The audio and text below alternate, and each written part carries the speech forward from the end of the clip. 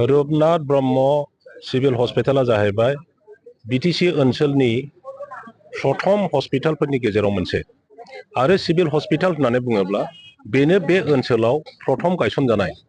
दा बे हस्पिटालखौ रुपनाथ ब्रह्मनि नामाव मानो दोननाय जादों? रुपनाथ ब्रह्मखौ खालि मोनसे समनि मन्थ्रिमोन बे महरै दानाय। 1901 आव जेब्ला पार्टिशन अफ बेंगल जादोंमोन, वेस्ट बेंगल आरो इस्ट बेंगल खालामदोंमोन, बे समावहाय फुराना गवालपारा जिल्लाखौ समग्र बे क'क्राझार, चिरां, बङाइगाव, गवालपारा, साउथ मा होनना बुङो बे गोदान माबाया बेनिफ्राय धुबरी, बे जिल्लाखौ बै समावहाय इस्ट बेंगलजों सामिल खालामनो नागिरदोंमोन। दा बे प्रसेस्टाफोरखौ प्रटेस्ट खालामनानै दिनै आसामनि सिङाव आरो इन्डियानि सिङाव जोङो बे फुराना गवालपाराखौ मोननो हादों। दा बेबायदि कन्ट्रिबिउसन गोनां व्यक्तिनि नामावहाय बे हस्पिटालखौ बानायनाय जादों। दिनै बे जायगानि मानसिफ्रा मोजां देहा फाहामनायनि आसा खालामनानै भारत सरकार, आसाम सरकारजों गोबां जुजिनानै आन्दलन खालामनानै मानसि थैनानै जे जोङो क'क्राझाराव गंसे मेडिकेल कलेज मोननो हाबाय आरो बे मेडिकेल कलेजखौ थांनाय BPF सरकारनि दिनाव BTC समावहाय हाग्रामा महिलारिनि दैदेननायाव जोङो मोननो हादों। दा बे मेडिकेल कलेज मोननायाव जोङो खुसि। मेडिकेल कलेज जानायनि बिनिमयआव बे क'क्राझार रुपनाथ ब्रह्म सिभिल हस्पिटालखौ जे जोङो खोमानानै लानांगौ बेहाय ओंथि गैया। बेखायनो जोङो बुंदों मेडिकेल कलेज गायसनग्रा मानसि जोङो दा बुंदों जे मेडिकेल कलेजा गोदानै मोजाङै जानांगौ। दानि एकदम गोदान टेक्न'लजि, गोदान गासिबो साइन्स टेक्न'लजिनि आन्दाराव बे मेडिकेल कलेजखौ बानायनांगौ।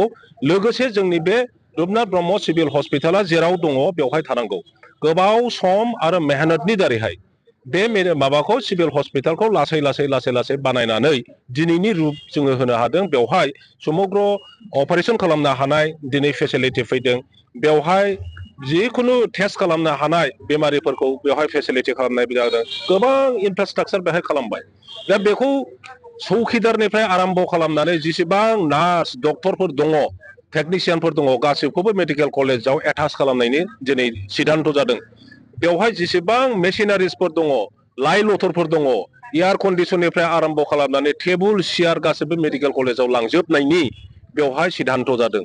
जोङो BTC बासि हिसाबै आरो स्पेसियेलि बे क'क्राझार जिल्ला बासि हिसाबै बेखौ भेहेमेन्टलि जोङो प्रटेस्ट खालामो, दुखु मोनदों।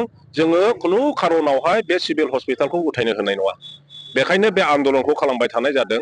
बे डेम'क्रेटिक आन्दलन, रायजो राजानि लुबैनायखौ जुदि मावफुंनानै होआ सरकारा, अब्ला बे सरकारनि प्रति रावबो रायजो राजाफ्रा मोनसे बिश्वास थानाय नङा, आस्था थानाय नङा आरो बे सरकारखौ रायजो राजानि एगेइन्स्ट सरकार होननानै जोङो सिन्था खालामनो थाखाय बाध्य जागोन। दिनैनि BTC सरकार, प्रमद बर'नि सरकार, UPPLनि सरकारा बे सामान्य सिभिल हस्पिटालखौबो उथायनानै फोजोबनो नागिरनायथिं थांदों। दा बेखौ बे सरकारा मानो होबथानो हाया? आं मोनसे खावलायनो लुबैदों। दिनै क'क्राझार बासिया बेवहाय रायजो जानाय, नोङो मारवारिखौनो बुङो, बिहारिखौनो बुङो, बङालिखौ बुङो, असमियाखौ बुङो, बर'खौ बुङो, आदिबासिखौ बुङो, नाथजुगि, सुत्रधर, जेसेबां जाथि गस्थि दङ, जोङो गावनि जाथिखौ दिनै दानायथों, गावनि पार्टिखौ दिनै दानायथों। बे सिभिल हस्पिटाला सोरबा UPPLनिल' नङा, सोरबा BPFनिल' नङा, सोरबा कंग्रेसनिल' नङा, सोरबा CPMनिल' नङा। दा बेखायनो बे सिभिल हस्पिटाला जाहैबाय बेवहाय रायजो जानाय समग्र जाथि गस्थिखौ थांनानै थानाय बेमारनिफ्राय बारग'नो थाखाय बेखौ जों सुबिदा मोनबाय थादों बे हस्पिटालाव। गतिके बेखौ कन्टिनिउ खालामनांगौ। बेखायनो बेखौ फोजोबनो नागिरनाय, मेडिकेल कलेजाव लांनो नागिरनायखौ होबथानाय खामानियाव गावनि राजनितिक दलखौ बाद होथ'नानै प्रत्येक जाथि गस्थि धर्मालम्बी जोंनि मानसिफ्रा लोब लोब बे प्रटेस्ट खामानियाव बाहागो लानांगौ।